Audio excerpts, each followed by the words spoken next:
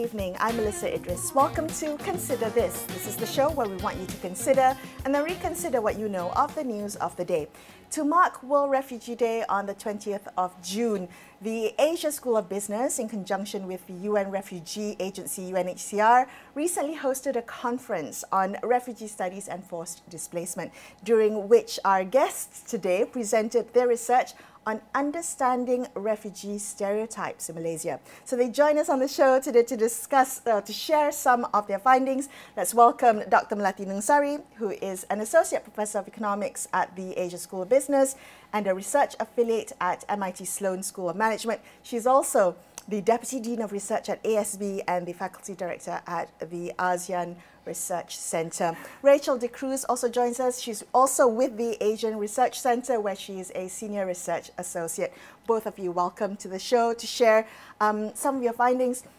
So interesting, this topic, but I want to first discover or learn why you think it's essential that societies critically examine and address whatever stereotypes they have about refugees. Why was it important to identify and look at it?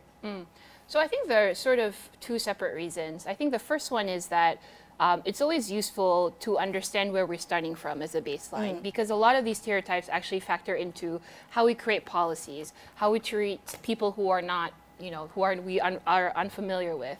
And so stereotypes really form the basis of our assumptions about the world. So I think it's really important for us to kind of take a step back as a society to think about what those are. And the second thing is actually as a temperature check. So Rachel had mentioned this earlier, as sort of a barometer check and test about how are we doing currently? What do we feel? Why do we feel the way we do about this group? What is sort of this push? Is it an economic push? Is it a social push, a security push? And so as a check, it's actually very, very interesting and very useful because it's very dynamic as well. It changes throughout time. Right, Rachel? I think we like to put things into boxes, and that's just something that we do naturally. Yeah, human nature, right? Human nature. We want to label things. Exactly. And it's been something that has been studied extensively. There's a lot of literature about stereotypes, and so we thought it would be quite interesting, actually, to look at that. Okay. Well, I'm dying to know. Share with me some of the stereotypes. Shall we start with the negative stereotypes? Because that tends to be at the forefront of conversations about refugees here in Malaysia. You have identified certain negative stereotypes. Can you share with them? Share them with us, Rachel? So we identified 65 in total. But 65? 65 stereotypes. We might not have the time today. No, I don't think we're going to do 65. But maybe Rachel can give a sense of them. Yeah. Yes. So one of the stereotypes that came across very, very often was refugees commit crime. So these occurred more than 25 times across the different samples that we had, the extracts that we managed to obtain from the data. Another one was that refugees are disliked and or hated for being refugees. And the third one was refugees are a population that needs to be controlled and or managed. Yes. Yeah. So those are the negative ones. Okay. The top negative ones. The top negative ones. Yeah. All right. Do you want to go into what were some of the positive ones? Yeah, sure. So 56 times people mentioned human rights and or needs, as in refugees are people with human rights and or needs. Okay. And so that was something that we found very moving, wasn't it? Yeah, and Yes. I think the methodology, I won't go into it, but basically we grouped people who thought similarly together. So we gave them a test to measure their xenophobia, essentially, and we grouped people who had very negative sentiments already towards outsiders and different groups. And so I think that allowed them to be very frank with what they thought. So we got kind of a good list. If you want to share the other. Yes. So they respected refugees as human rights. Yes. What were some of the positive stereotypes? That refugees were a population that were to be empathized with, and that refugees are a population to be integrated in the country. Okay. That's polar opposites in terms of Yes. So it really is you're one end of the spectrum or the other. Well, not quite. Really. Okay, Not quite. What are the nuances? Yeah, so the nuances is that, the Gen Zs like to tell me, like, within me there are many wolves. So it turns out that I contain many multiples. Yes.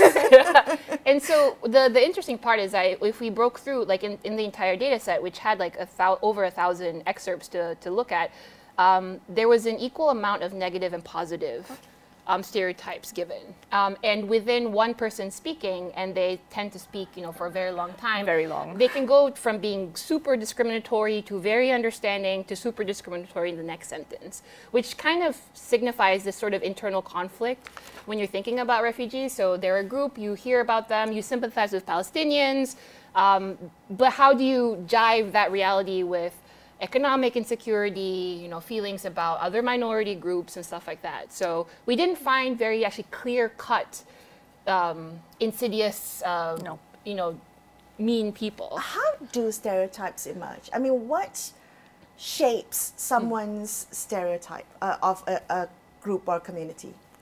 Well, there could be many sources. So to the extent that we could, we categorize them, whether they came from a person's own opinion, so we call that self-opinion, whether it came from an experience that the person had, in which case we called it self-experience, or whether it was informed by another's opinion or another's experience or the media. So we found that most of these stereotypes actually came from someone's own opinion, something that they'd internalized. Something they stated as fact, or a value, rather. That they we don't know. So a lot of times we assume that if I say, for example, refugees are all criminals, that is something you believe in and that's why you said it. Right. If they qualified refugees are criminal because I saw it on the news the other day that they all commit crime, then we would say, okay, that came from the media. But most of the time it was from themselves. With no kind of qualification. No. Yes. Okay, I'm going to pull on the media thread and how media coverage and the narrative or pattern of media reportage about refugees and how they're portrayed, how that informs stereotypes. Talk to me about that, Melati. So with regards to the media, so actually we found that out of all these different pieces, media actually played one of the not so important roles in forming stereotypes. However, media is actually much more powerful in forming negative stereotypes than positive ones. Media is much more powerful in informing negative stereotypes than positive ones. Correct. So basically, if you say that a belief you hold is due to the media, it tends to actually be a negative one because of whatever you saw. And so to us, that was very interesting because that really means that you all are very powerful in forming negative opinions about the world. Disproportionately for the negative. And I think that's a responsibility on the media's end that they need to uphold. It's not to say that there aren't positive portrayals of refugees in the media. There are plenty. In the course of our research, we've done literature reviews and looked into the media portrayals, and there are plenty of times when the media has actually portrayed refugees in a positive manner. But that just is not something that people quote when they speak openly in these groups. And we are quite sure that people have been very honest during these focus groups. From the way the language, because I just read the transcripts, I wasn't actually the one who interviewed them. So from the transcripts, you can see the rawness, the raw honesty that comes through. People speak in their own language, whether they're more comfortable in English or Bahasa, and they tell it as it is, unvarnished. Which is unusual, because often surveys, they tell you what you want to hear. There is a bit of a bias. Societal acceptance bias. Correct, So how did you overcome that to make sure that they were, in fact, comfortable to share what kind of deeply held or even, misguided, if it may be, but they shared it with you? How did you do that? So we have a very talented researcher at ARC who actually said there's this battery of questions you give people that actually does very well at distinguishing whether or not you hate refugees or you don't. And so we gave them that test, and then we put them, similar people, together. And I think the dynamic of having somebody agree with you and have the same experiences as you really brought out what I consider closer to the truth. I wouldn't say that it's the absolute truth, but closer to the truth in a lot of interviews or focus groups I've ever done. Okay, let's talk about some of the stereotypes. I'm cognizant that if I repeat the stereotype, I might reinforce the stereotype. So how do we get around that? If I want to talk about maybe debunking some of the stereotypes, one of the stereotypes that I often come across and I want to know whether can be debunked is the economic threat stereotype. So talk to me, how do we talk about this without reinforcing negative stereotypes that people might be considering. And so actually what you said was mirrored quite a bit in our data set, because there was a lot of conflation between refugees and migrants. Okay. And these are completely different economic groups, right? One is tiny, very tiny, like 180,000 in total. So really not very much. And the workforce is what, 15-something million, right? So completely different group than the migrant worker group, which is significantly more sizable. And so I think I really do feel a bit more public education, and this is sort of why we did the conference and stuff like that, to kind of enlighten to people these different statuses of different groups, you know, what privileges each have, why are they in the group that they are, I think would be kind of useful. Sorry, just to follow up on that, you said in the beginning it's important to recognize or identify stereotypes because often they get translated into policy. They do. Right? So let's talk about the fear of refugees as an economic threat. Yep. And how that influences public attitudes and eventually influences policy. Yep. Are there examples of how these fears have had negative consequences on refugees? Yeah, so I think, for example, and I've worked on this quite a bit, you know, legal work rights for refugees, which is something that many people have worked on. And the question to me is, you know, do we expect, if we legalize this group, that we will see a significant decrease in wages for Malaysians? And I always say, look, there's so few of them. There are so few of them. So maybe half of them are actually working adults. That's 100,000. And the Malaysian workforce is 15 million. So how many times bigger is that compared to the refugee population? We'll have basically, it's like adding a, you know, the Malay saying, the what? Titik, yeah, it's like, but it's going to be the reverse of that, because like it's like a thing of water and you're adding like a tiny drop of red. It's not going to change anything. Yeah. And do you see that as well, Rachel? The how these stereotypes have influenced policies regarding the way refugees are treated here in the country? I think that when we look at these stereotypes, it's what Dr. Melati had mentioned earlier, that it acts as a sort of barometer.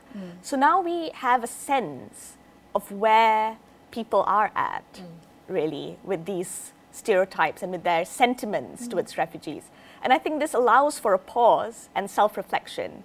Because if we look at refugees, and if we can say that they are human and recognize that they're people with human rights and needs, then what is our responsibility as humans too? How are we meant to treat them? Aren't we meant to treat them as our brothers and sisters? Aren't we meant to show love and compassion? So I think these stereotypes actually become a starting point for us to look at not what is, but what should be our response. So having said that, how would you describe what the temperature is about refugees in Malaysia? I mean, if you could describe it for me, this temperature check. I don't know whether you have a point of reference from before, but maybe going forward, this might be a yearly thing. Yeah, I think we might need to repeat it or something. Yes. But how would you describe the current temperature? I think I would describe it exactly the way Dr. Melati had mentioned it earlier, something that's conflicted. I would agree. That sense that people are struggling internally to reconcile that fact that they can see refugees as humans with rights and needs, as well as all these fears that are crowding in and almost crowding out that sense of this person is also my brother or sister. Wow. But I think one thing that Rachel brought up when we were analyzing the data is also the sense of which it's a bit, it's good that these are sort of beliefs that you hold internally, because there is some hope to change it, right? If you want to talk a little bit more about that, When we discovered that so many of these sentiments actually came from declarations of the self, sort of these so-called truths or beliefs or strongly held internalized feelings, that meant that there is a chance for change. Okay, because how? Yeah. We are human in that sense, and we have freedom of choice, and we have self-determination. So if this is something that is internalized, then it is something that we can decide to change. It is with some effort. Yes. Yeah, okay, talk to me about that. What can trigger change of self-perception? So I thought, I did a study prior to this that looked at volunteering, where basically we took people who had never met refugees before, we had them talk about the stuff generally, and then we examined their implicit bias. So sometimes we say things and it actually reflects what we say, but we don't actually realize it's something discriminatory. So we measured those. And we saw that from very brief interactions, volunteering, hand on hand, sitting down with somebody sharing a meal, it really changed their perceptions in very meaningful ways. And this is just like 3 short interactions, made a huge difference. So I'm a huge advocate for getting to know the community and actually really just sitting down and recognizing somebody else's humanity, I think makes a huge difference. Absolutely. So just recently, Dr. Melati gave me an opportunity to attend a workshop alongside other representatives from the refugee community. And it was really a great experience. And at the end of the workshop, one of the refugee ladies came up to me and shared her biscuits with me. And for me, that was a life-changing moment, really. I think I'm usually quite stoic, but at that moment, I felt my heart break at that moment, because this is someone who has so little. Yes. And she shared with me. I can completely relate. I was invited to Buka Puasa with a refugee family who had so little, but was so generous with me. It filled me with such awe and wonder that people who have so little can be so generous, and we have so much, and reluctant to share. Yes. So talk to me about how we can scale that up. Not everyone can sit down and have a meal or share biscuits with a refugee family. I know. So that is basically where I think we really believe in more public dissemination, more engagement, more creation of materials. So we're working on a project at ARC on creating TikTok videos with refugee influencers to teach refugee communities Bahasa. And I wonder whether I can scale that up to do like quick little informative videos to inform Malaysian youth about refugees. Melati, how in a fun way. Has social media impacted the narrative? We talked about traditional media, and it may have some effect or not. Yeah. That's still up for debate.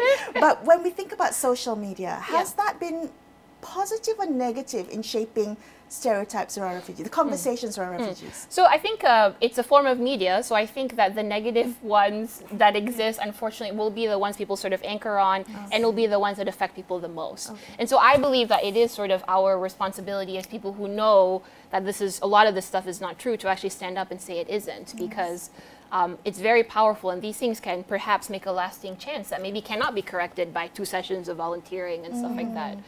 One of the other tropes that I thought was interesting, a bit more nuanced, was the trope of the grateful refugee. Yeah. So refugees, poverty porn kind of.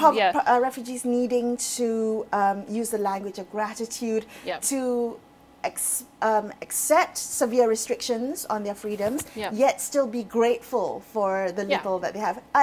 How do we think about this, particularly because the grateful refugee trope is closely tied with the victim refugee trope? So we don't treat them as full individuals and active people.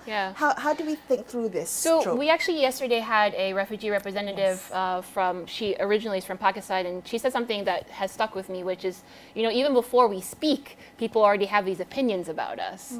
And I just thought that was a very powerful depiction of basically what we need to try and avoid, right? I think partnership and co-creation of content, of research projects, has to be a bigger thing moving forward in kind of our political climate where maybe it's not so desirable to accept an outside group.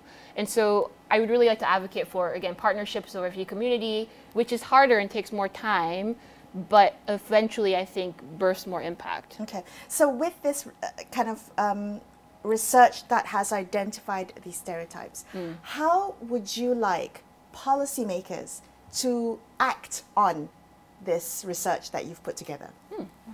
Rachel? I think with this knowledge and with this research findings that we have presented and that we're talking, we're going to come up with a paper on it as well. Fantastic. I think that what we'd like to happen is for this to be a starting point for any conversation about refugees, so that we understand that these are stereotypes that are being held, and we accept that this is how our mind has chosen to categorize this group of people. So it's about having that honesty to acknowledge that this is where the difficulty lies. These are the tensions. We have these negative stereotypes that people hold within the community, and then we have the positive stereotypes. And so the question then is, how do we actually actualize the needs of this very vulnerable community? Because a country, at the end of the day, is measured by how it treats the most vulnerable in it. So a success of a country depends on how much love, care, compassion that we can actually give to the most vulnerable. So this becomes a starting point for that conversation, and it opens the door to allow frank and open discussions of people's fears about this group of people. Right. So it is, and it's valid to hear about people's fears, because I think without Absolutely. addressing that, we you know, can't like for change example, it, yeah. a stereotype I had was that this economic threat thing is not a big deal because it doesn't make sense to me. Like the numbers, As an just, economist. as an economist, I was like, this is not a big deal. But you hear what they say, the Malaysians said, and I was like, okay, I get it now. Like my belief was wrong. Like Okay. there is they are really fearful of they are this. so fearful, Okay. and whether or not it's a legitimate factual fear or not, it's something that they feel, and I think that's something that we need to validate, even if it's not correct. Okay. And through policy, you can address that, knowing that this is what Yes. Malaysians feel and fear. Yeah. Are you worried that this is what politicians or the people with bad intentions might exploit? We're always worried about that, yes. But again, hopefully we are going to try and kind of go the positive route on trying to advocate. Right. Well, part of that work in advocating has been to put together this kind of yearly conference now, hasn't it? Yes, this is our 4th year. This is the 4th year. Yeah. Why is it important that you put this? This is really your baby, isn't it? It is my Melati? baby. Okay, so why do you feel it is important to have these yearly conferences to talk about refugee studies and forced displacement? And have you seen the needle shift in any It measure? has, it Okay. has. So to go back, so I really started it because when I first started at ASB, I was really frustrated because everybody had these knowledges and everything, but really didn't think very much about what the facts were, what the numbers were. And so I was like, we need to have a conference, we bring everybody together, refugees, practitioners, and we share our knowledge and we figure out what to do from there. And moving, I think, now we have a lot of PhD students who work on refugee studies, we have practitioners who incorporate data measurements, we have refugees who come and tell us their stories. Yes. And so I think it has been very successful in trying to engage a little bit more of public space. I wish the government would send more officials, but we're working on that. And just this year, you've had a focus on Brazil. Correct. And talk to me why that was important to highlight what Brazil's doing. So we who work in the space, we often are told by very rich and developed countries what to do. So I wanted to hear perspective from a country that was similar to Malaysia for a very comprehensive South-South learning. And Brazil is actually one of it's the way it treats refugees in its national refugee policy is one of the most progressive, I think, in the world. So we flew somebody who is the head of the Refugee Policy Committee, CONARE, and from the Ministry of Justice, and he taught us quite a bit about perceptions, about stereotypes that they do not or may not have, and it was really, really cool. Well, thank you so much for putting this together. And in the couple of minutes that we have left, I want to ask both of you what your message is to the people watching today, based on what you have discovered through your research, through understanding how people really feel towards refugees and knowing what shapes these perceptions. Maybe you have a message for our audience at home. Rachel, why don't I begin with you? All right. So I think from what you've heard today, I think perhaps it's important to engage in a bit of self-reflection. And it's okay. It's okay when you reflect, you figure out and realize that maybe you have certain negative stereotypes that you hold and certain positive ones, hopefully. And that perhaps it's time to really look at our fellow refugees around us as a non-refugee and look at them and try to see them as human, as our brothers and sisters, and to share our love with them through whichever means we can, because change doesn't happen when policy changes or when law changes. It happens when we can actually make that change within us through the way we think and speak. Melati.